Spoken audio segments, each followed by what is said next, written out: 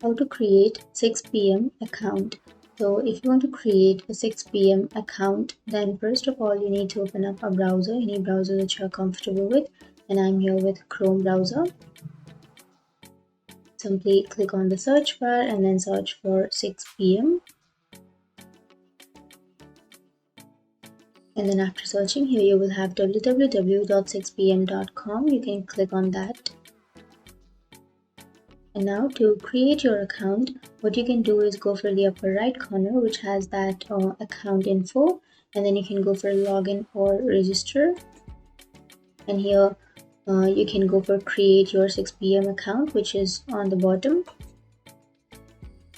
And then to create your account, here you have to enter your first and last name and then your email address on the next blank.